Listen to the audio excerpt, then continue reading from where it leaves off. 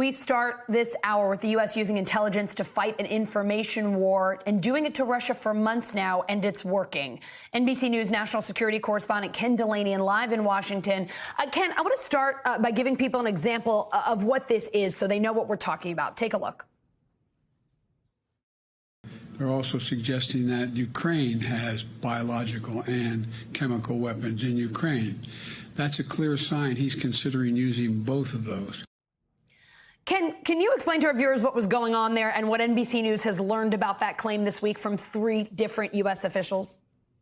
Yeah, that was a great example of what we're talking about. That was based on declassified intelligence, but we're also told the intelligence wasn't very clear about what exactly was going on. And they decided to disclose it as a way of deterring Russia from doing that and putting the world on notice that this could happen. And that's what's going on here, the big picture. This is an unprecedented use of declassified intelligence. We've never seen this level of information warfare before from the U.S. government. And what they're doing is they're trying to preempt the Russians, get ahead of Russian disinformation, even mess with Vladimir Putin's brain, as one person put it, leave him off balance to try to show that the United States knows what Russia is up to and is going to get ahead of it. It's really rather remarkable. Another example was when they announced that Russia had gone to China to ask for help with getting some weapons. That hasn't come to pass yet, and it was almost a way of putting China on notice. Hey, we know what's going on here. Don't let this happen. So really interesting and unprecedented use of intelligence here, Allison. Yeah, Ken, as you just said, not just intelligence here, unprecedented use. One U.S. official telling you it doesn't even have to be solid intelligence when we talk about it. It's more important to get out ahead of them. Putin specifically, before they do something, it's preventative. What else have you learned about that strategy? Well, you know, that may have been a little too candid for some folks at the White House. Their message is basically everything we say is vetted and rock solid. And there is a process. It's run by the National Security Council. It's so robust that the Director of National Intelligence and other intelligence agencies have had to surge staff and resources to this declassification process because they have to scrub this intelligence to make sure that whatever they're releasing doesn't expose sources and methods. But that source was absolutely correct. It's clear what the strategy is here, is to get stuff out that is designed to, again, show the Russians, the United States knows what they're doing, put the world on notice that this is happening. Remember, they talked about that false flag operation that they thought Russia was going to try to do at the start of the invasion. That never came to pass, but that may have been preempted by the U.S. releasing that information, Allison.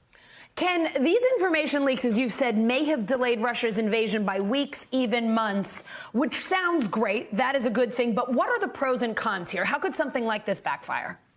Well, that was a great example because by saying to the world that U.S. intelligence shows that Russia is poised to invade, that was a big risk, because if they had been wrong, we would all be saying, oh, there's another case where U.S. intelligence blew it, Iraq, WMD, and now this. But they were right. And as a matter of fact, for example, France, the military intelligence agency there, they predicted that Russia would not invade. The head of that agency had to resign over that. So that was a great call, a risky call, though. The risk here is if the U.S. gets something demonstrably wrong, it really would undermine American credibility and plays right into Moscow's hands. So far, that hasn't happened, Alice. Ken, more news on Russia, this time from the Justice Department. The DOJ has charged a Russian oligarch with evading U.S. sanctions from 2014, also taking down a Russian computer network called Botnet. The DOJ really busy here. Tell us what's going on. Yeah, this was a big announcement. First of all, charging that Russian oligarch with sanctions violations. It's really interesting because oligarchs have been doing this for years, right? This is how they get around sanctions. They use proxies, they use relatives, they put their money in LLCs. It can violate U.S. law. It's rarely prosecuted. Now the DOJ is putting resources into going after this, and they're saying this is only the beginning.